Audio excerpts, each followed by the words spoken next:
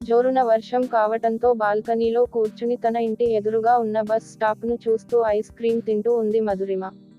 వర్షం ఎక్కువగా ఉండటంతో వచ్చే పోయే వెహికల్స్ ఎక్కడివక్కడ ఆపేయటంతో కాస్త రద్దీగానే ఉందా ప్రదేశం. తన చేతిలో ఉన్న ఐస్ క్రీం అయిపోవటంతో కప్ని పక్కన పెట్టేసి చల్లగాలిని ఆస్వాదిస్తూ మెల్లగా కళ్ళు మూసుకుంది మధు. ఇంతలో తన చెవులకు గా ప్రిన్సెస్ అన్న పిలుపు చాలా చాలా స్వీట్ గా చాలా చిన్నగా వినిపించింది. ఆ మాగ్నటిక్ వాయిస్ కి మెల్లగా కళ్ళు తెరిచింది మధు. తననే ప్రేమ నిండిన కళ్ళతో చూస్తూ ఉన్నాడు అతను. ప్యూర్ వైట్ స్కిన్ టోన్ అతనిది, ఎత్తు కూడా 6 అడుగుల కంటే ఎక్కువే ఉంటుంది. కళ్ళు పెద్దవి చేసి తననే చూస్తూ ఉండిపోయిన ఆమెను చూసి సన్నగా నవ్వి ఆమె భుజంపై మెల్లగా తట్టాడు అతను. అతని మనోహరమైన నవ్వు చూసి పరవశంగా అతన్ని హత్తుకుంది మధు.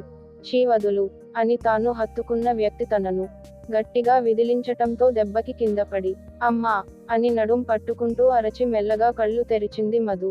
తననే ఉరిమి చూస్తూ తనెదురుగా ఉంది తన రూమ్మేట్ దాత్రిక. స్నేహితురాలు తననెందుకలా చూస్తుందో అర్థమయ్యి వెర్రిగా నవ్వింది మధు. మొయ్ ముందా పళ్ళు మీ లేపుతున్న లేవకుండా ఉన్నది చాలదనా నల్లిని నలిపినట్టు నన్ను నలిపేశావ్ అని కోపంగా అంది దాత్రి. తన నవ్వు ఎంత బాగుందో తెలుసా దాత్రి అని తన్మయత్వంగా చెప్పింది మధు. పస్ మళ్ళీ కలగన్నావా విసుక్కుంది దాత్రి. నిజం దాతు ఆ నవ్వు, ఆ వాయిస్, ఇంకా కలర్ అయితే అబ్బబ్బా అంత చీకట్లో కూడా మెరిసిపోతున్నాడనుకో. బెడ్ రూమ్ క్లీన్ చేస్తున్న దాత్రి వెనుక కుక్క పిల్లలా తిరుగుతూ సంబరంగా చెప్పింది మధు. అచ్ అబ్బా ఆపుతావా నువ్వు నీ బొక్కలో పాంట్సీ నీకిదేం రోగమే అని విసుక్కుని. అయినా వర్షంలో ఎవడన్నా ఐస్ క్రీం తింటాడా నువ్వు నీ వెదవ టేస్ట్. పోయి రెడీ అవ్వు అంటూ టవల్ ఆమె ముఖంపై విసిరికొట్టి ఇద్దరికీ బాక్స్ రెడీ చేయటానికి కిచెన్లోకి వెళ్ళింది దాత్రి. మధురిమ, దాత్రిక చిన్నప్పటి నుండి ఫ్రెండ్స్, బాగా థిక్ ఫ్రెండ్స్ కాకపోయినా క్లాస్మేట్స్, పైగా ఒకే ఊరు, చదివింది డిగ్రీ అయినా సరైన జాబ్ దొరకపోవటంతో కుటుంబ ఆర్థిక పరిస్థితుల వల్ల ఇద్దరు షాపింగ్ మాల్లో సేల్స్ గర్ల్స్ గా చేరారు. రోజూ ఊరు నుంచి వెళ్ళటం రావటం కష్టమవ్వటంతో ఇద్దరూ ఒక చిన్న గది అద్దెకి తీసుకుని ఉంటున్నారు. మామూలు ఫ్రెండ్స్ కాస్త ఇప్పుడు ఒకరి కోసం ఒకరు ఏమైనా చేసేంతగా దగ్గరైపోయారు. కాసేపటికి మధు స్నానం ముగించి డ్రెసప్ అయి రాగా టిఫిన్ చేసి డోర్ లాక్ చేసుకుని వాళ్ళ రూమ్ ఎదురుగా ఉన్న బస్ స్టాప్ కు వెళ్లారిద్దరూ. అప్పటికే బస్ స్టాప్ ఎదురుగా బైక్ కు ఆనుకుని నిల్చుని ఉన్నాడు కళ్యాణ్. అతన్ని చూడగానే వచ్చేశాడు అని విసుక్కుని బస్ కోసం ఎదురు చూస్తూ నిల్చుంది మధు. కళ్యాణ్ ఒక బ్యాంక్ ఎంప్లాయ్, క్యాషియర్ గా వర్క్ చేస్తున్నాడు. పెద్దగా ఆస్తులు లేకపోయినా ఉండటానికి సిటీలో 4 గదుల సొంత ఇల్లు, కాస్తో కూస్తో బ్యాంక్ బ్యాలెన్స్ ఉంది. తండ్రి కళ్యాణ్ చిన్నప్పుడే చనిపోవటంతో కష్టపడి చదివించింది అతని తల్లి కావేరి. తల్లి కష్టాన్ని అర్థం చేసుకుని బుద్ధిగా చదువుకుని జాబ్ తెచ్చుకున్నాడు. ఒకానొక రోజు తల్లికు చీరలు కొనటానికి మధు వర్క్ చేస్తున్న షాప్కే తల్లిని వెంట పెట్టుకుని వచ్చాడు. మొదటి చూపులోనే ఆమెను ప్రేమించేశాడని చెప్పను కానీ, చీరలు చూపిస్తూ మధు తన తల్లితో మాట్లాడే తీరు అతనికి బాగా నచ్చింది. అలాంటి అమ్మాయి తనకు భార్యగా వస్తే ఏ కలతలు లేకుండా జీవితాంతం సుఖంగా ఉంటారని అనిపించింది అతనికి. అలా రోజులు గడుస్తున్న కొద్దీ మధులాంటి అమ్మాయి భార్యగా రావాలనుకున్నవాడు కాస్త మధునే తన భార్య అయితే బాగున్ను అన్నంతగా ఆమె ప్రేమలో పడిపోయాడు కళ్యాణ్. సరైన సమయం చూసుకుని తన ప్రేమను తెలిపాడు కూడా, కానీ అతని ప్రేమ మొగ్గలోనే రాలిపోయింది. మధు రిజెక్ట్ చేసింది మరి. అందుకు బాధగా లేదతనికి, కానీ ఆమె చెప్పిన కారణం విని మొదట చాలా బాధ కలిగింది. తరువాత ఆమెపై జాలి కూడా వేసింది. పాపమే, ఎన్ని రోజులు అలా వెయిట్ చేయిస్తావ్? ఎండలో బైక్ కు ఆనుకుని నిల్చుని మధునే రెప్ప వేయకుండా చూస్తున్న కళ్యాణ్ను బాధగా చూస్తూ అడిగింది దాత్రి. నేనెక్కడ వెయిట్ చేయించా, ఆల్రెడీ నాకెలాంటి వాడు కావాలో కూడా చెప్పాగా. అయినా తన పని మానుకుని మరి ఇక్కడ వెయిట్ చేస్తే నాదా తప్పు? కళ్ళు తిప్పుతూ కేర్లెస్ గా జవాబిచ్చింది మధు. తన సమాధానం విని కూడా సైలెంట్ గా ఉన్న స్నేహితురాలిని చూసి, నీకు తెలుసు కదే, చిన్నప్పటి నుంచి నేనెలాంటి వాడు భర్తగా రావాలనుకుంటున్నానో. నాకు డబ్బు లేనంత మాత్రాన నాకు నచ్చిన క్వాలిటీస్ ఉన్న వాడిని చేసుకునే రైట్ నాకు లేదా? బాధగా అంది మధు. స్నేహితురాలి పిచ్చికి మనసులోనే గాఢంగా నిట్టూర్చింది దాత్రి. ఎందుకంటే మధుకు పెళ్లి చేసుకోబోయే అతనికి ఫెయిరీ స్కిన్ టోన్ ఉండాలి, 6 ఫీట్ ఎత్తు ఉండాలి, 2 ఇంచులు ఎక్కువున్నా పర్లేదు కానీ తక్కువ మాత్రం కాకూడదు. ముఖ్యంగా తనని ప్రేమగా ప్రిన్సెస్ అని పిలవాలి. ఇందులో ఏ క్వాలిటీ కూడా కళ్యాణ్కి లేదు. చామంచాయ రంగు, 6 అడుగులకు అరడుగు తక్కువే ఉంటాడు కానీ కాస్త కూడా ఎక్కువ ఉండడు. అందుకే అతని లవ్ జెన్యూన్ అని తెలిసినా రిజెక్ట్ చేసింది మధు.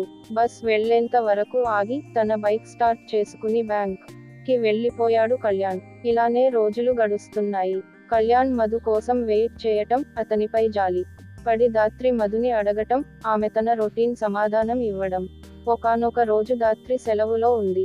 సీజన్ కావటం వల్ల డ్యూటీ అయ్యేసరికి చాలా లేట్ అయింది మధుకు.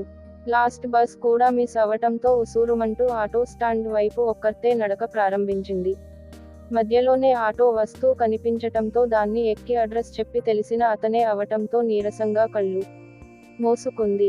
తాను ఎక్కిన కాసేపటికి పెద్ద సౌండ్ చేస్తూ ఆటో ఆగిపోవటంతో ఉలిక్కిపడి లేచి, ఏమైంది అని ఆవలిస్తూ అడిగింది. టైర్ పంచర్ మేడం, తాపీగా చెప్పాడు డ్రైవర్. అంకుల్, అయ్యో ఇప్పుడెలా? కంగారుగా అడిగింది మధు. ఈ చీకట్లో టైర్ మార్చటం కష్టం మేడం, ఏదైనా వెహికల్ వస్తే ఆపుతాను, అందులో వెళ్ళిపోండి అంటూ రోడ్ వైపు దృష్టి పెట్టాడు అతను. చేసేది లేక ఉసూరుమంటూ కూర్చుంది మధు. కాసేపటికి ఏదో వెహికల్ వస్తూ కనిపించటంతో దాన్ని ఆపి విషయానికి చెప్పి మధును ఎక్కమని పిలిచాడతను. ఏదో బైక్ అనుకుని కళ్ళు తెరచి ఆటో దిగిన మధు బిత్తర పోయింది. పడవ లాంటి కారు ఉంది తను దిగిన ఆటో పక్కనే. పేరు అయితే తనకు తెలియదు కానీ దాని సైజును బట్టి కాస్ట్లీ అని మాత్రం అర్థమయ్యింది. భయంగా ఆటో డ్రైవర్ వైపు చూసింది మధు. ఆమె చూపును గమనించిన అతను, భయపడకమ్మా, కుర్రోడు మొహం చూసి చెప్పేయొచ్చు, చాలా మంచోడు, ధైర్యంగా వెళ్ళు, కాదని మొండికేస్తే నీకే నష్టం, అసలే ఇటు పెద్దగా బల్లేవి రావు అంటూ ప్రస్తుతం గుర్తుచేశాడామెకు. అది నిజమే అనుకుని ఫ్రంట్ డోర్ తెరచి భయంగా కూర్చుంది మధు. కార్ ఎక్కగానే ఆటో డ్రైవర్ ఆల్రెడీ అడ్రస్ చెప్పటంతో కార్ స్టార్ట్ చేసి సైలెంట్ గా డ్రైవ్ చేస్తున్నాడతను. కనీసం తల కూడా పక్కకు తిప్పటం లేదు మధు. గుండె చిక్క పట్టుకుని భయంగా కూర్చుంది. కాసేపటి తరువాత, హలో మిస్ అన్న మాగ్నెటిక్ వాయిస్ కి చిన్నగా తల తిప్పి పక్కకు చూసింది. అంతే, 1000 టపాసులు పేలినంతగా వెలిగిపోయింది ఆమె ముఖం. అచ్చం తన ఫాంటసీకి తగ్గట్టుగానే ఉన్నాడు డ్రైవింగ్ సీట్లో ఉన్న వ్యక్తి. హలో అంటూ ఆమె ముఖం పై చేతులు ఆడించాడు అతను. పైప్ హా అని చిన్నగా పలికి, ఐ లవ్ యూ ప్రిన్స్. అప్పటి వరకు ఉన్న భయాన్ని పక్కకు తన్నేసి నవ్వుతూ చెప్పింది మధు. వాట్ అంటూ గంభీరంగా వినిపించింది అతని గొంతు. ప్లీజ్ కొప్పడకు, సారీ అంటూ అతని పెదవులపై తన పెదవులు నిలిపి అంటనట్టుగా ఓ ముద్దు పెట్టి టక్కున కార్ దిగేసి తన రూంలోకి పరుగు పెట్టింది మధు. వెళుతున్న ఆమెనే షాకింగ్ గా చూసి కాసేపటికి తేరుకుని తల విదిలించి కార్ స్టార్ట్ చేసుకుని వెళ్లిపోయాడతను. వెళుతున్న కార్ను మధు ఇంటిని నీళ్లు నిండిన కళ్ళతో. మధు రావటం ఆలస్యం అవటంతో కళ్యాణ్ కి కాల్ చేసి చెప్పింది దాత్రి.